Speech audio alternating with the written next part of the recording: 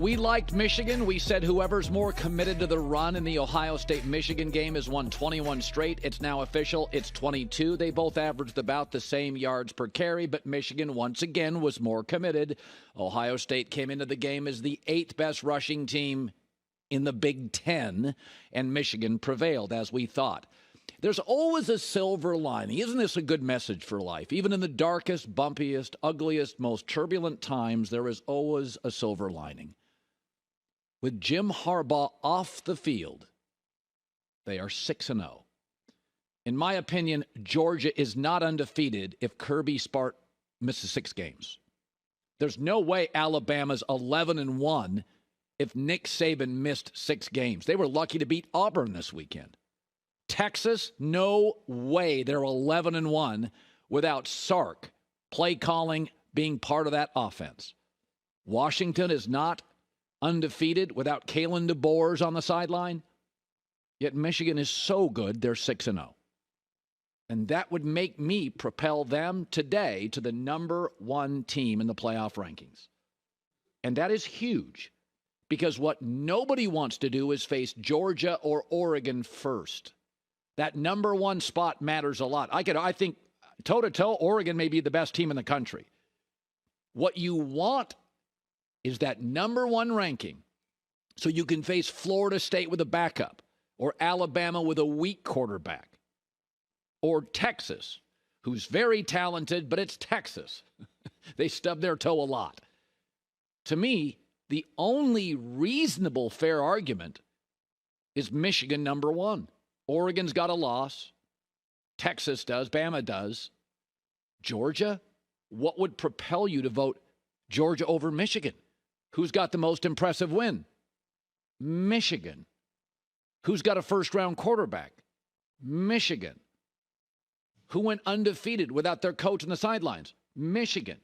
Georgia's always been about defense. This year, who's got the better defense? Michigan. Harbaugh's absence now can only fairly be viewed as a strength. Undefeated, beating 2 top 10 teams. Defense better than Georgia. Don't have a loss. All that controversy. Ohio State is a really good team. I wouldn't be bothered if somebody put Ohio State in as the number 4 team. I think they're better than Texas. I think they're better than Bama. Now, I don't think they're better than one-loss Oregon. I think Oregon, again, maybe the best team in the country. But everybody, don't get too down. The only reasonable, fair take is that Harbaugh not being on the sidelines and able to beat a team as good as Ohio State, that is a real big boy team. That defense is really good. And Michigan just kept getting the ball and mowing over them and running over them and scoring over them. I think the Sean Payton Denver Broncos story is incredible. So just think about this. The Chargers could have hired Sean Payton. They went cheap. They are now circling the drain. Sean Payton left the Saints. They now look like one of the worst coach teams in the league, circling the drain. And Sean Payton and Denver are surging. Anybody else notice this? Hottest team in the AFC? Do I think they're the best team in the AFC? No. But every metric and every data indicates that Sean Payton has got Russell Wilson, Mr. Washed, that's what everyone claimed. Sean Payton has got Russell back to being mostly Russell in Seattle. The passing yards are down. All the other metrics, very even to Seattle. Also, the Sean Payton took a shot at Nathaniel Hackett. That was inappropriate. Looks like it was very right.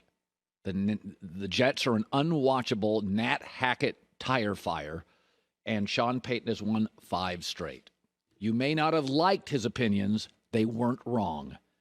And when you're truly great, and Sean Payton, I believe, is, as a play designer and an offensive coach, there is something called the domino effect or the ripple effect, that you will have absolute influence on things you're not just directly connected to. You think the Chargers would be struggling with Sean Payton? You think the Saints, with Derek Carr and Sean Payton, would be this inept offensively? Yes, they gave up 70 points to Miami. Oh, I'm sure the trolls on the internet, what a bum. Every smart business person knows sometimes you have to bottom out. It creates clarity.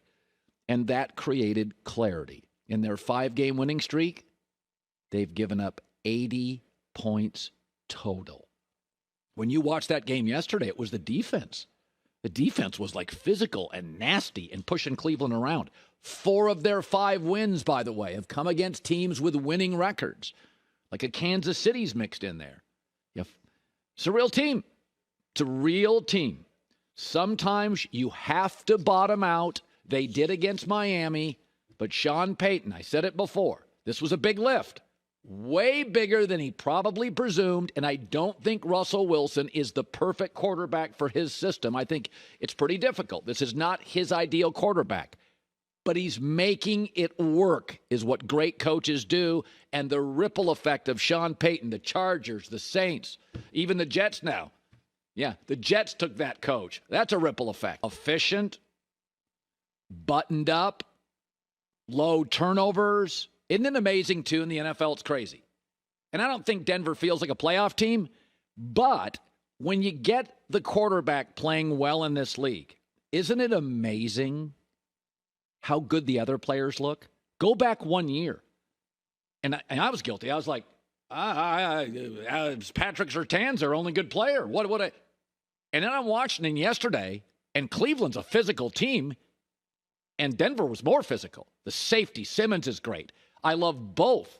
Williams and P. Ryan, the running backs. Both can catch. Both are physical. Offensive line's playing pretty well.